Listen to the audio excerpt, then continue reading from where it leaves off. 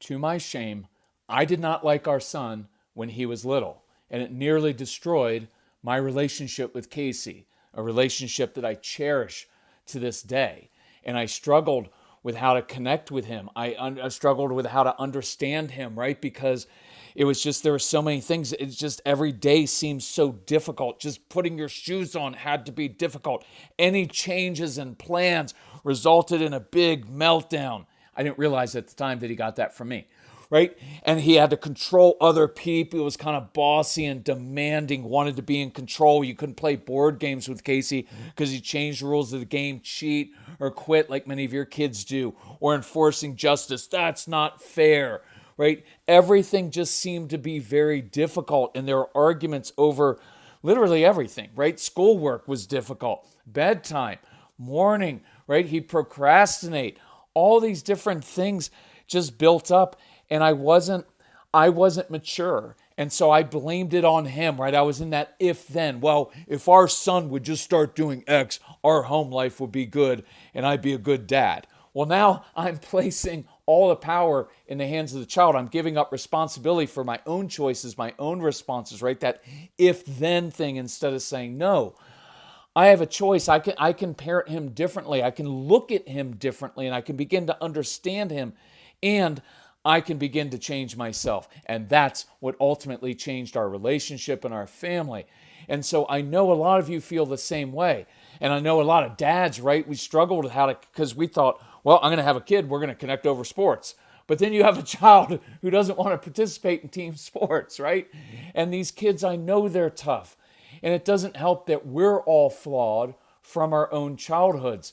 And no one gives you an instruction manual for raising strong-willed kids. Everybody just tells you the same thing. Well, you just need to be firm and tough and follow through on your consequences. Your kids will behave. Well, it's not true, because your kids don't care about consequences, right? And all it does is drive you further apart. So in this episode of the Calm Parenting Podcast, I'm going to give you two very concrete and what I believe are very powerful action steps from the No B.S. instructional manual, because we wanted to create an instruction manual for these kids so that you can build your relationship in a deeper way with this child, or in many cases, rebuild a strained relationship. So welcome. This is Kirk Martin. I'm founder of Celebrate Calm. You can find us at celebratecalm.com. If you need help with anything, reach out to our son Casey. This is the very same Casey I talk about all the time. He is a young man now, and he's very helpful towards you, right? He's just like your kids, not always great for you, but he's awesome for other people. But I will tell you, it is a beautiful thing when you can connect and when you can ultimately really understand your strong-willed child. You will have a bond with them that I believe will be very, very close. Casey and I battled a lot, right? But we've rebuilt that relationship, and it is tight now, and it is a very meaningful relationship because we get each other. And I believe that's what is in store for you and in the future with you, with your strong-willed child, that you will be very, very close. These kids have big hearts. They're very deep kids. They're old souls. And so once you connect, you can connect in a very deep way with these kids. So contact Casey at CASEY at celebratecalm.com. Tell us about your kids. What are you struggling with? Ages of the kids. We get together as a family. We talk about it. We reply back to you, usually very quickly and personally. So there are 25 very specific action steps that we go through in our No B.S. program. But the following are action steps number 14 and number 18. And I picked these two because I love them and because I think they're very, very powerful. And you may need to listen to this twice, right? And I'm going to put in the newsletter that goes with this, I'm going to do the first one. I'll write it down for you. So if you don't have that, again, look on the website, or it's free. Just ask Casey about it. So I believe this may be the most powerful step there is. It has a very deep, even spiritual quality to it, and it's going to affect you and your kids. So I'm just going to verbalize some of these things that I want you to begin internalizing. In some case, you could even say these things to your strong-willed child in the right time, of course, right? So here are a bunch of them. I release you from thinking that you have to be like me. It's very, very powerful, because underneath the surface of what we do a lot with our kids is a lot of the discipline, a lot of things we get frustrated is because they're so different from us at times. And there's an underlying thing of like, you need to be just like me. You need to do things the way I tell you to do because I'm the authority figure in the home. Most efficient, effective way to do it is this way. And if you're going to be successful in life, you need to do it this way. And I want you to release your kids from thinking that they have to be just like you. I release you from thinking you have to do things the way I would. That is a huge one, because I can guarantee you with 100% certainty that the strong-willed child is not going to do things the way you want them to do it. Now, it doesn't mean you let them do whatever they want. Not at all. This is not permissive parenting. I have very clear boundaries. But I give my kids space to do things. I give them space to do things, but do them differently than I would do it, as long as we accomplish the same task. It's a very different thing, and I want you to really internalize that as well. Give them some space. They're not going to do it your way, and that's a good thing, because we want to raise independent kids who know how to operate in this world and who know how to think for themselves. That's what we want, but we don't always parent that way. I release you to be the person you're supposed to be, not the person I wanted you to be, not the one I put on you externally. I release you to be the person you're supposed to be. I'll add one here. I release you to be the person you're supposed to be, not the one who's most convenient for me, right? That's a really important thing. No blame, no guilt in anything that we do, but sometimes as parents, we just want a convenient kid. And I don't want to have a convenient kid. I release you to be who you are supposed to be, not to be a little me, right? I release you from thinking you need to be just like your siblings. You don't. You're supposed to be different, and I'm glad that you are. And I'm going to ask you to really wrestle with this, because this is as old as mankind. The setting apart of siblings as competition, comparing siblings, has had disastrous consequences since the beginning of written history. Cain and Abel. I release you from thinking you need to be just like your siblings. This happens all the time with our kids because they're strong-willed kids. They internalize, I'm the bad kid, I'm the dumb kid. Please listen to the previous podcast, because we go through why kids internalize that. Just did one on discipline, how we need to change our entire focus with our kids from, instead of like, well, I need to discipline them, to no, I need to teach them how to problem solve, right? And I need to create successes and build their confidence with discipline. Discipline usually destroys confidence, and good discipline should build your child's confidence, right? And I encourage you, that's why I encourage you, go through the Calm Parenting program, get the everything package, whatever you want to do, I don't care, but go through it, because we teach you how to do that. It's really important that your kids know that they have their own space and place within the family, and they're not less than their really good sibling who always gets good grades and behaves really well. I release you from the false expectations of society, because there are a lot of those. And I ask you to forgive me for comparing you to others. I release you from the artificial timelines that society and schools propagate. There's no one path, and kids who have busy brains have great ideas in their deeper processors of information.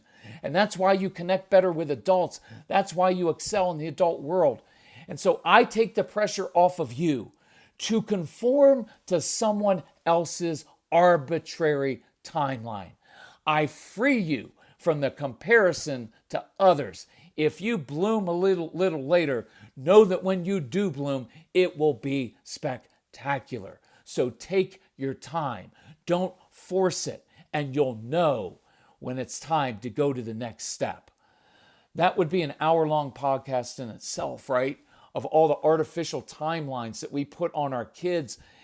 And so I encourage you, begin to internalize these things. I release you to discover and follow the path you are supposed to take.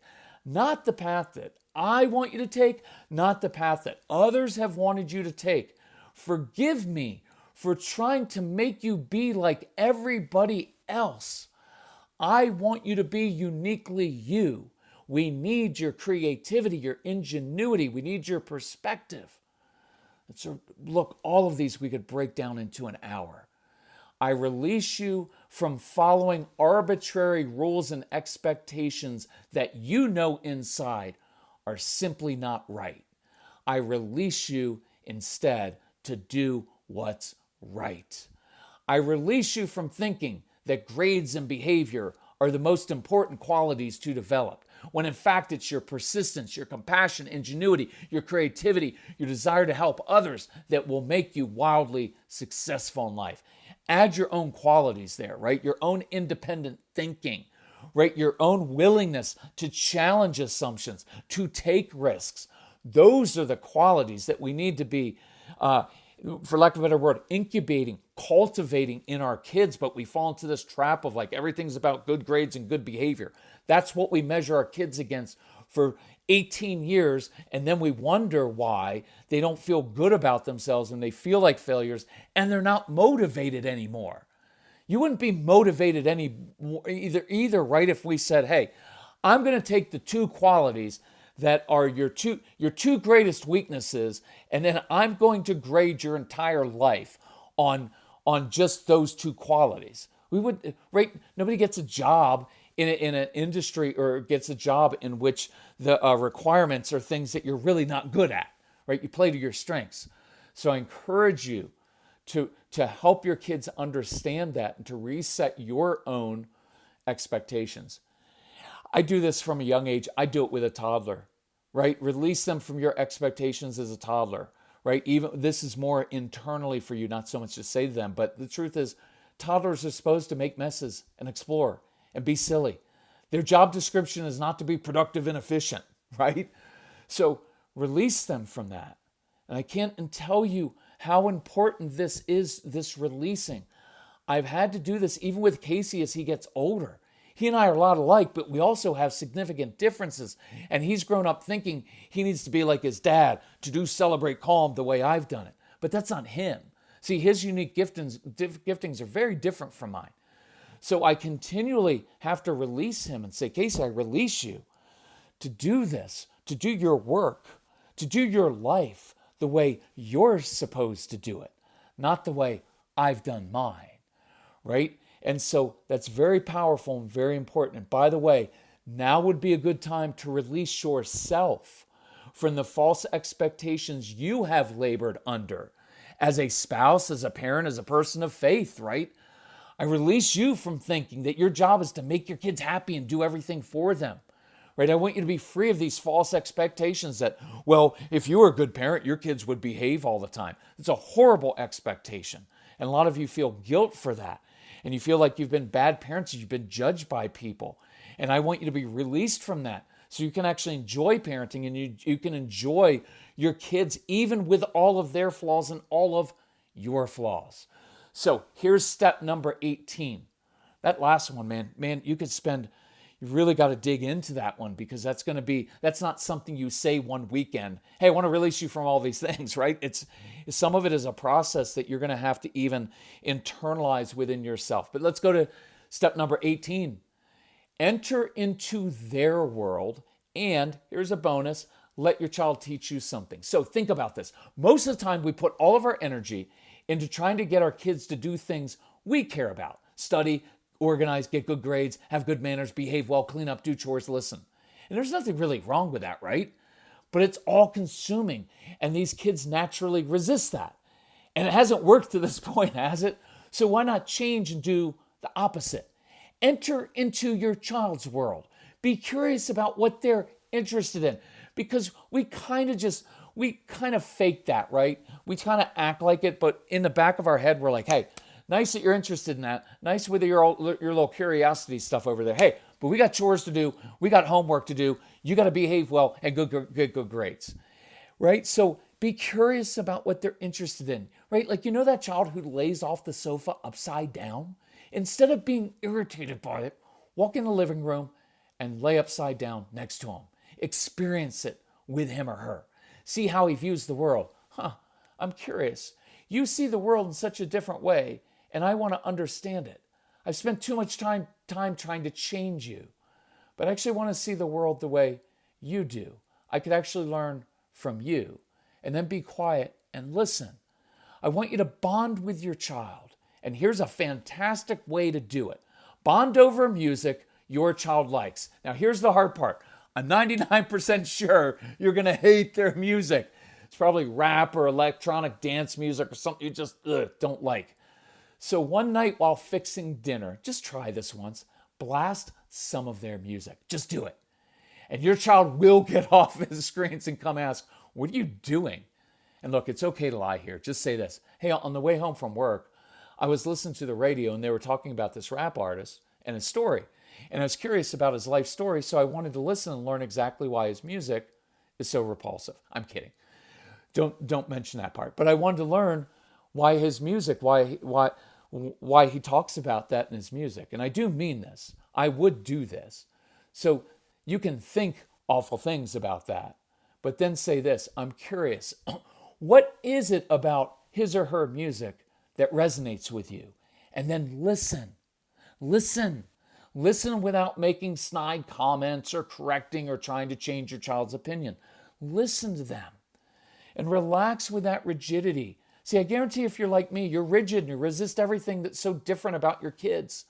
Look, I'm not talking about trying to be cool and smoking weed with your kids. That's immature and wrong. I'm talking about entering into your child's world and learning, appreciating, being curious, and finding ways to bond and enjoy this child. Don't allow your fear to drive your child away from you, from the very person whose wisdom he or she needs most. I'll share an example of how we did this. I do that in a lot of the case studies in the No B.S. program, but here's one. I use this with Casey to rebuild our relationship, and I called it agenda-free time. Every Saturday morning, I do what Casey was interested in, which was going to car dealerships and test driving different cars, and I hated it. But it was agenda-free time. We didn't talk about his attitude, his behavior, his school performance, any of that. We simply enjoyed time together doing something he was interested in. I encourage you, do that, even if you hate it and you don't want to, even if your child doesn't deserve it. And dads, this is huge for you. Do it. It just can't be about what you are interested in. And if you don't do this, I guarantee you're going to regret it when you're older. Now, here's one more really great strategy related to this. Let your child teach you something. See, we're so busy with life and so busy ordering our kids around that they feel like robots. But these are bright kids. If you want to connect with them and have them actually come to you and listen, then listen to them and ask your child to teach you something. Even if you aren't interested, fake it.